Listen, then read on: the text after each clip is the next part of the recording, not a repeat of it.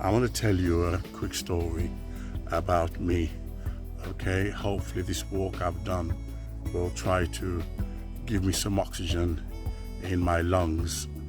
For those of you who have not been following, I have a bit of a lung problem, and it's causing me not to sleep at night. I have severe sleep apnea. Anyway, let's get down to it. Okay, what's interesting, like most black people, namely, most black people, black women and black men, we are caught up because we are facing systematic racism. As a result, it makes us vulnerable to get rich fast, get rich schemes.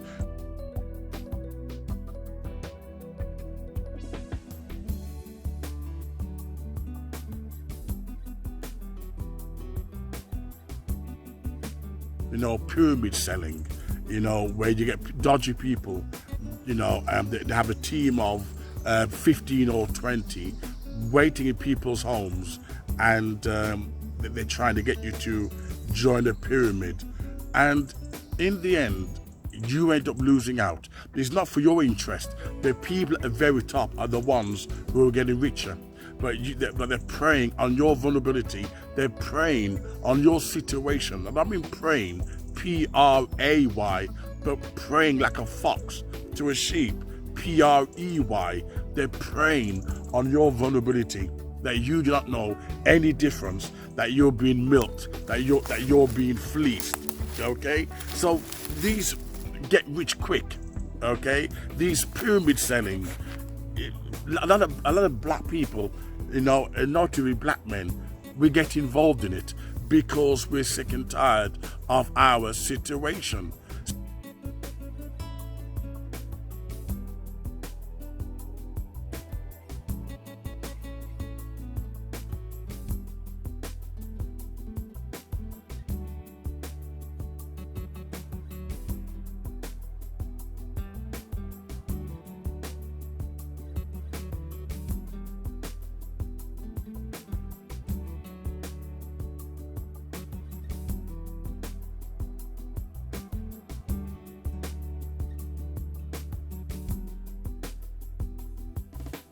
So it makes us easy game. It makes us easy meat.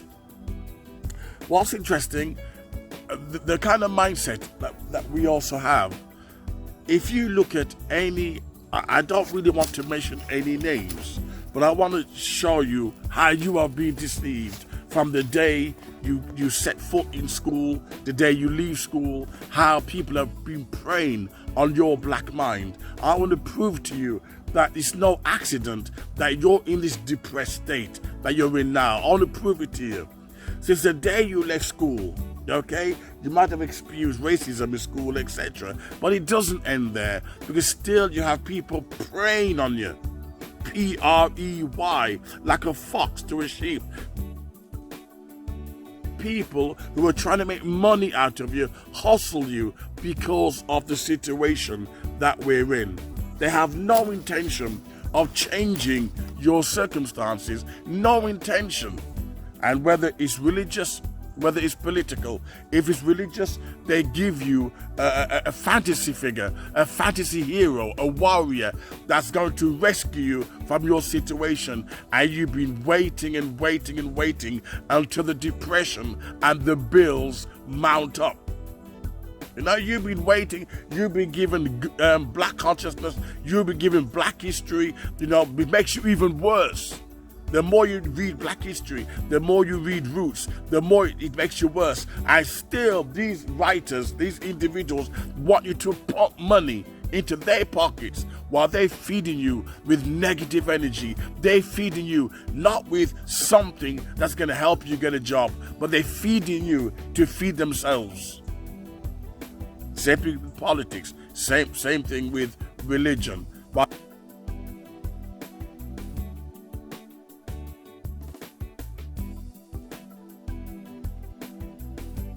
the black church are getting rich, you're getting more depressed, trying to find the yellow brick road, trying to find somewhere over the rainbow pot. And this is what causing a lot of black men to go through depression, allow them to feel hopeless. You're pouring your money to those who you think you can trust, and they spend your money right on contrary things, provocative things, and not on your future, not on your destiny. These people know. They know how to tug at your heartstring. They know how to do it.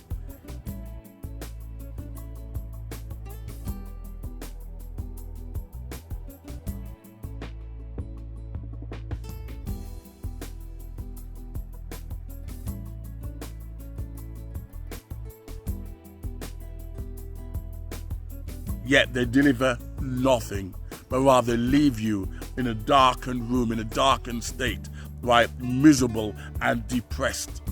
And there's plenty more hustlers to come along. If you look at any black organization, if I sound strong out here when I'm at home. If you look at any black organization, any that have ever existed since the 1920s, and what have they done for black male depression? What have they done but put money in their own pockets, while the black community have no supermarkets, the black community have no business? And if you look at the financial auditing record of any black organization, they put that money in their own pockets and fleece their own people.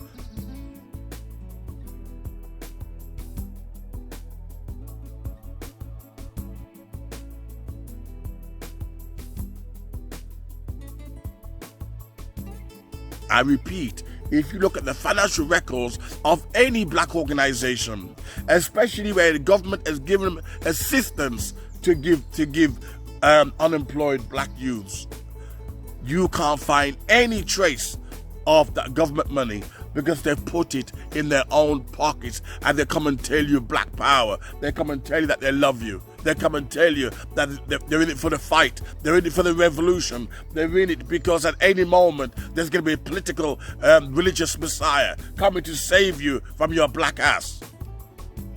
And we've been thumb-sucking this fantasy from day one, waiting for this system to collapse, and it's not going to happen.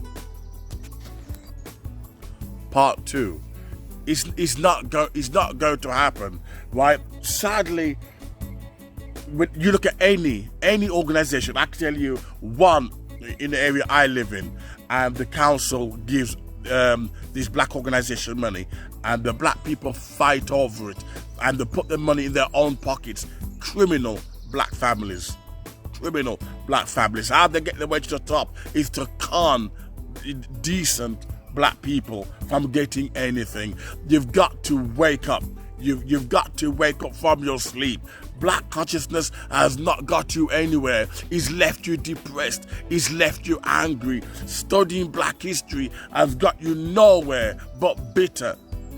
And you're wondering, there's black graduates who have left university, they've left college, and they can't get a job for whatever reason.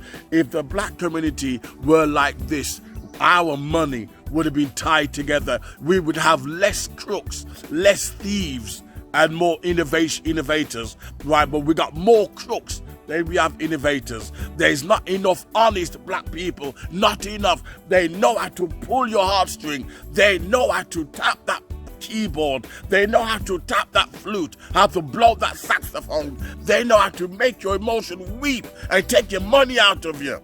But they have no solution to the black plight, to black depression, to black pain, because all they are nothing more than faces of white supremacy. They talk a good talk. They'll do a degree in psychology, but they will never liberate you.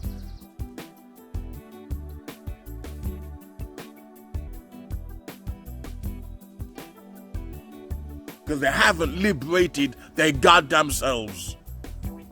You have to wake up and say to yourself, no more black consciousness. I'm telling you because I love you. I'm telling you because I can see where you're at. You're the same situation where I was at. I was obsessed with race, obsessed with it. And I've got to realize, how can I be obsessed with race when my own race wants to kill me? That don't make sense. Does it make sense to you?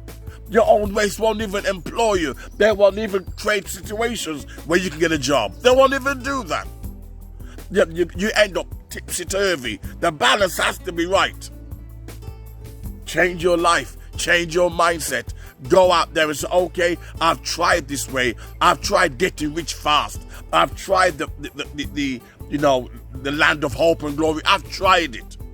And it's left me nothing more than depression. Change your ways. If it means leave the neighborhood, start somewhere fresh. Start a low job somewhere and work your way up. Keep your head focused on where you want to be. But if you're thinking black, if you're thinking racism 24 hours a day, 7 days a week, and the people that having you thinking racism, whether it's Candice Owen, whether it's Jesse Lee Peterson, they are paid. I repeat, whether it's Jesse Lee Peterson, whether Candice Owen, whether Dr. Omar Johnson, they are paid. They've done nothing for black people. I'm not interested in studying roots. I'm interested in studying science. I'm not interested in studying racism. I'm interested in studying business. Have that mindset in your brain. Go to bed and get to the library and read a book. Change the brain waves. Change how you're thinking. You've tried the church. I'm not saying faith, please. I'm not saying faith. I talk about the church as a business. You've tried the church with T.D. Jakes and all these homosexual espionage. You've tried all that. You've tried, all these black conscious organizations. You've tried them all. And still you're depressed. Still you're waking up hungry. Still you're waking up with no hope. No, try a new route. Try, you can hit a hammer on a nail, on a wood for so long that wood eventually will break. Eventually will break. It's the laws of science, laws of physics. You tried that way. You've tried it. Now it's time to change. Tell me I'm wrong. All these black organizations giving funding right for black projects, and black people haven't received a penny. Haven't received nothing.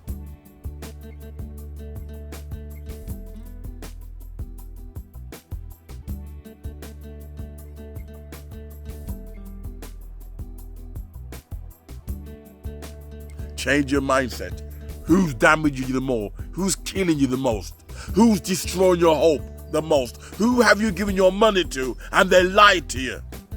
Who knows how to manipulate your emotions and give you nothing in return? Who? And when you think about it, chew over it, you begin to realize that your own race is taking you for a ride. I'm telling you this because I love you. And I don't want to see you depressed. Far too many black people are committing suicide because we're waiting for a warrior. We're waiting for a political savior. The savior is you. The warrior is you. Wake up and save your goddamn self.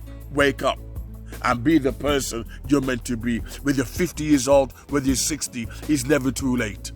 I know people who are in their 80s and become multimillionaires by finding special seasonings. You can do it.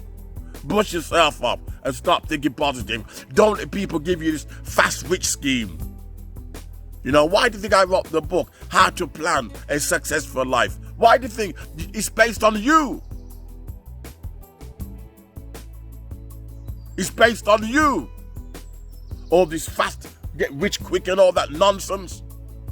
Wake up before it's too late.